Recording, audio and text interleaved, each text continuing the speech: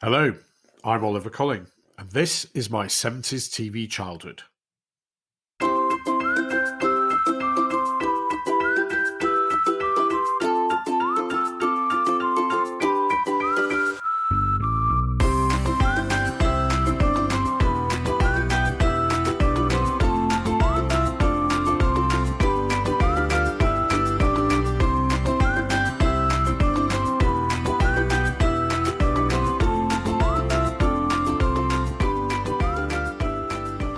Hello, and welcome back to my 70s TV childhood, the podcast where it's okay to say you enjoyed the 1970s, where it's fine to admit you used to wear orange and beige as leisure wear, and where admitting to watching Bagpuss isn't greeted with a blank stare. I'm really enjoying taking our trips back to childhood, to the point where I sometimes forget that not everybody was lucky enough to be growing up at the same time as me. This week I was on a Zoom call where I was, well, let's say, by far the oldest person in the meeting. And when the meeting was finished, everybody said goodbye to everyone else, one by one, which I thought was a really nice touch. So much so that I commented, "That's a great way to finish, really nice. It's just like the Waltons." A comment which was met by silence and tumbleweed virtually rolling across the screen. Anyway, thanks for all of you who've been getting in touch and sharing your memories and thoughts. After last week's talk about Are You Being Served, I've been staggered by the number of you who remember Mrs. Slocum's pussy fondly. A true comedy classic running gag, if there was one. And don't forget, you can hear every episode of the podcast if you subscribe to the show at Apple Podcasts, Google Podcasts, Spotify, Amazon, and most other podcast providers. I'd also love to hear your thoughts on the show, which you can leave me at our blog, www.my70stvchildhood.com, tweet at 70stvchildhood, or you can email me, oliver@my70stvchildhood.com. This week I've been starting to think about Christmas. I know, some of you listening might think it's too early. And for those of you who may be catching up on the show at a later date, you may be thinking, why on earth is he talking about Christmas in July? Well, the reason I'm thinking about it is that after a year, 2020, in which all of our lives have been disrupted, and many people have really had a hard time of it, I think that Christmas should come a bit early this year and give us something to smile about. So Christmas will be mentioned increasingly over the next few episodes. As a small child, Christmas is wonderful. Well, it's still pretty good as an adult, but we tend to be a bit more careworn and cynical about certain aspects of the festive season. So for today, try and remember the sense of expectation and excitement that you had as a young child, waiting to see whether Father Christmas would call, and all of the happy times associated with childhood Yuletides. As a small child, I remember there were lots of stages in the build-up to Christmas. At primary school, we made several Christmas decorations. We'd proudly deck the classroom in paper chains and stars and streams of bright green and silver tinsel. And at the end of term, we'd be allowed to take them home. Given that most were highly flammable, it's a surprise that we didn't end up burning the school down, or even burning our houses down, our homes down. But in those days, nobody thought twice about using paper for Christmas decorations, and then having lots of burning candles sitting alongside them.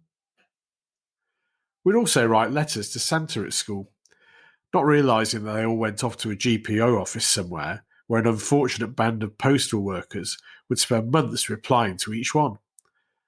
And then, of course, there was the school nativity. I fancied myself as a bit of a stage star when I was little, and I managed over the years to work my way up from non-speaking shepherd boy holding a toy lamb, via Third King, to the heady heights of Joseph, an undoubted star billing in the show. I even managed to play King Herod one year, and rather enjoyed the power trip of being part of the monarchy. The other vital pre-Christmas activity was preparation of the all-important Christmas list. In later years, once I'd become a bit more retail savvy, I suppose you'd call it, The Argos catalogue provided a great basis for present list creation. But as a very young child, I used to get very caught up in wrangling over the detail of the list. Was I asking for too much and being greedy? Should I be asking for a bit more in case I didn't get everything on the list? And what would happen if I couldn't decide on what should be on my list? I then struggled to decide exactly what I wanted anyway, and that's something that continues to this day.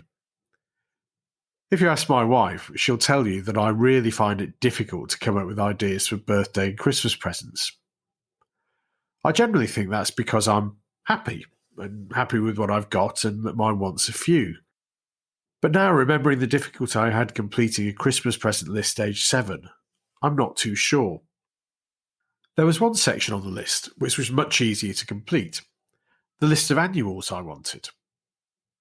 Now, for those listening overseas who may not understand the idea of the annual, I'll try and explain. Every year, booksellers brought out special hardback books, aimed largely at children, called annuals. They covered a lot of ground. The comics I've mentioned in previous episodes, like Teddy Bear Weekly, Disney's Donald and Mickey, and the football magazine Shoot, all had their own annual. But then so did lots of television programmes, ranging from Scooby-Doo to Dad's Army. But amongst the whole thing, the whole marketplace, the premier annual was the Blue Peter book. It was classy. It was so classy that it wasn't even called anything so common as an annual. It was a book containing the highlights from the previous 12 months of the show. And I've recently discovered the 11th issue of the Blue Peter book amongst my book collection. So I thought I'd use it as a basis for going back and remembering the programme itself. For those unfamiliar with the show, Blue Peter is one of the greats of British children's television of the 1960s, 70s and 80s. It's still going today, but I think it's less popular than it once was, when all the nation's children watched it religiously twice a week. The BBC started Blue Peter in 1958, as there was little television aimed at children between 5 and 13, and the corporation wanted to provide some interesting, stimulating and educational entertainment for younger viewers. It featured a nautical theme tune, Barnacle Bill, as mentioned by our guest presenter Mark in his recent programme on theme tunes, and a Blue Peter symbol of a ship under full sail leaving port, designed by the great Tony Hart, of Vision On and Take Heart fame. It became very popular very quickly, and when I first remember being aware of it, it was already a national institution, largely due to the high production values and the excellent hosts. Every generation of British children has their own favourite presenter lineup. For me, it was Valerie Singleton, Peter Purvis and John Noakes, later to be supplemented by Leslie Judd. But for later generations it might be Simon Groom, or Sarah Green, or Peter Duncorn, or many of the other excellent presenters of the programme. But that classic lineup was the heart of the programme's success in my childhood. Val was a class act, well-spoken, kind and friendly, but with huge authority. You always felt she was in charge of the others, and she reminded me of a slightly strict but well-loved and respected auntie in the way she behaved. Peter Purvis was the lively, trendy young man about town in his velvet flares and flowery shirts.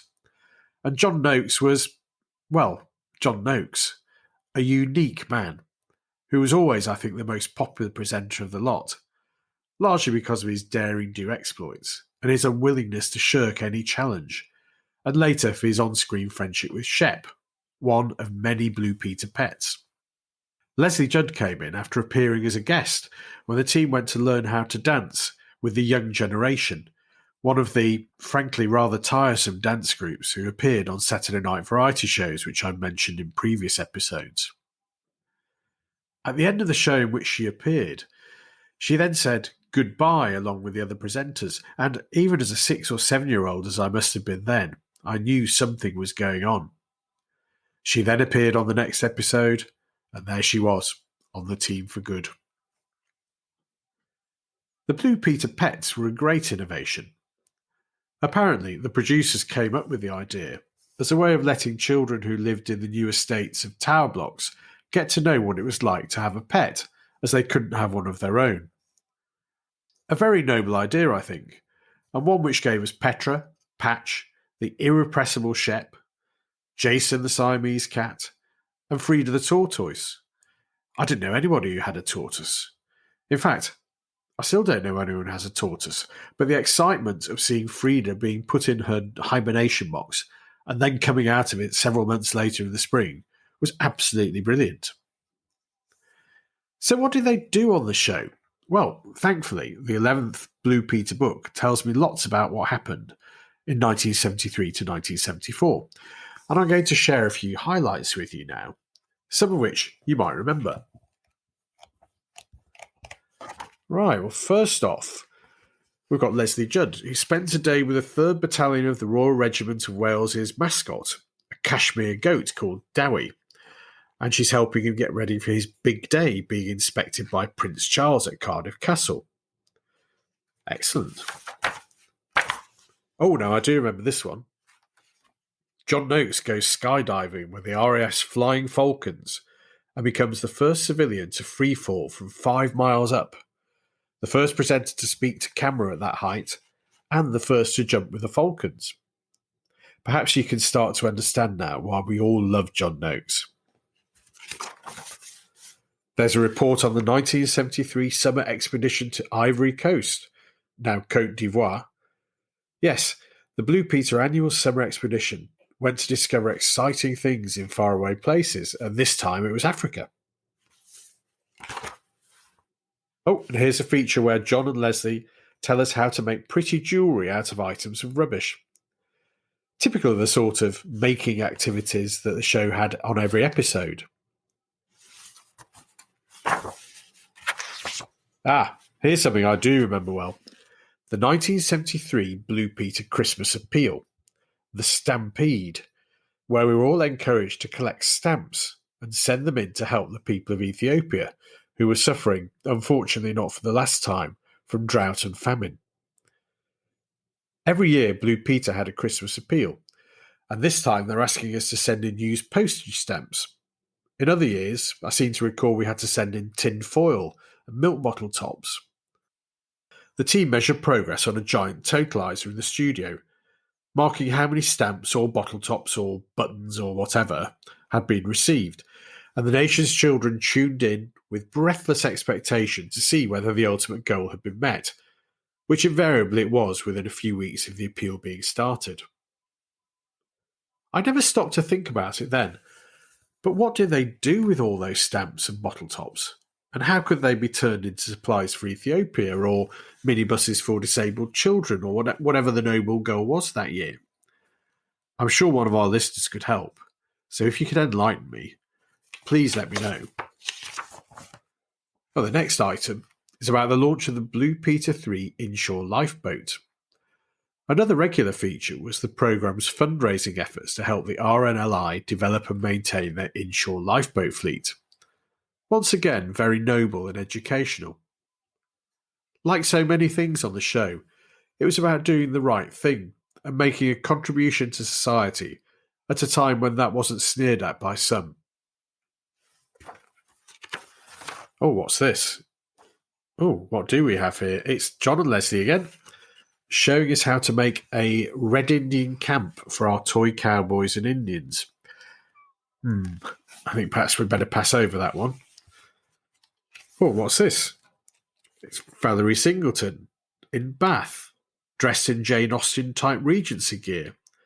Very improving stuff, very educational. And, oh my word, it's Arthur Askey, helping the crew put on their annual pantomime. Wow, that makes me feel rather old. Arthur Askey, to those who don't remember him, was a huge star of the music hall and then film and television, particularly during the war. As an aside, I saw Arthur Askey in pantomime, Mother Goose it was, at the Palace Theatre in Manchester at Christmas 1973. It's not that I remember the theatrical performance that well, although it was very funny, but more that when we got home, my parents told me that my grandfather had died the day before, and they hadn't wanted to spoil our big day out.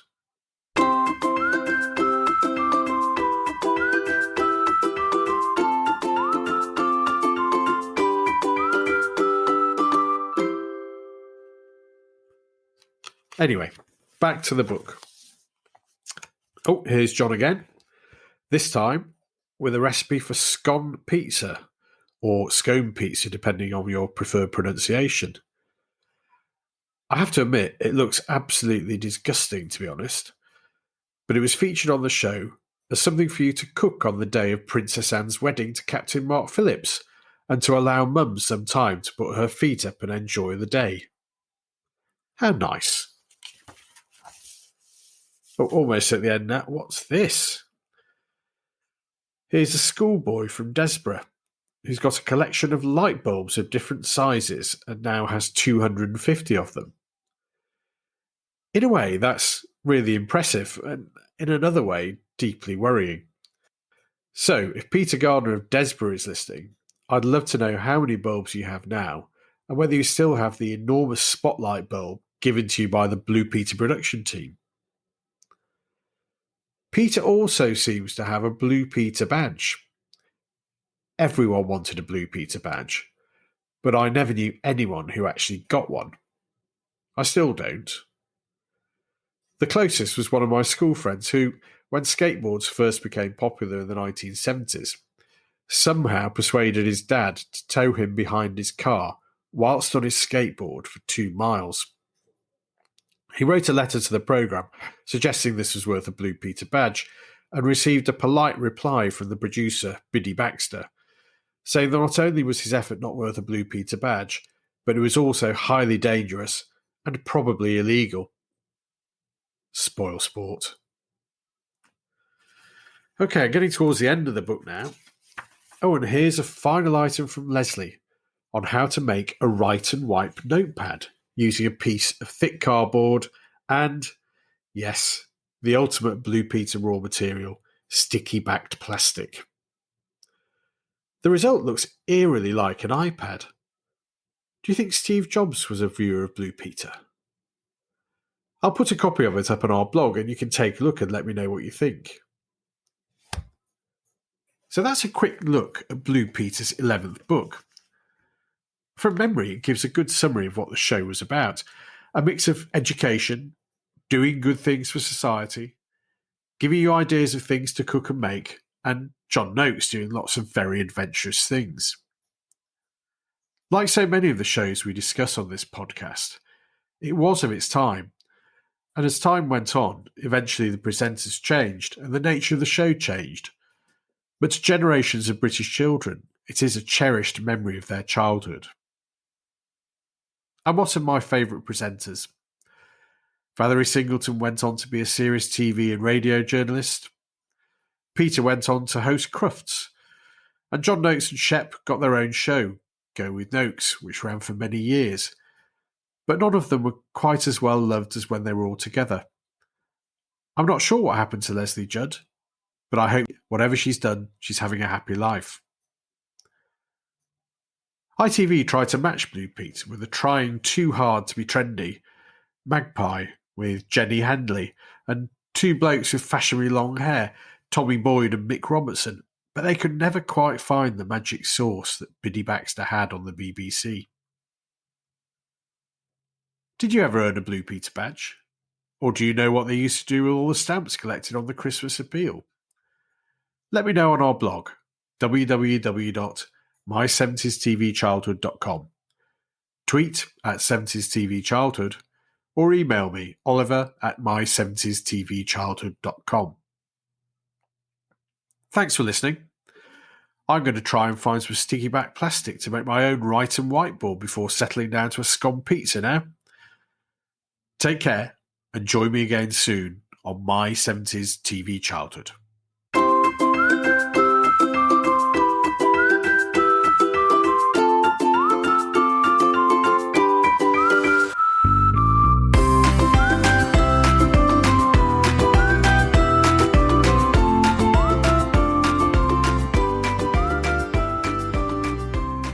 If you enjoyed listening, you can support the show by going to my Patreon site, at www.patreon.com/Oliver Colling and registering as a supporter. For £2 a month, you can join the Tufty Club, get a shout out on the show, and have Bernard Cribbins narrate as you cross the road.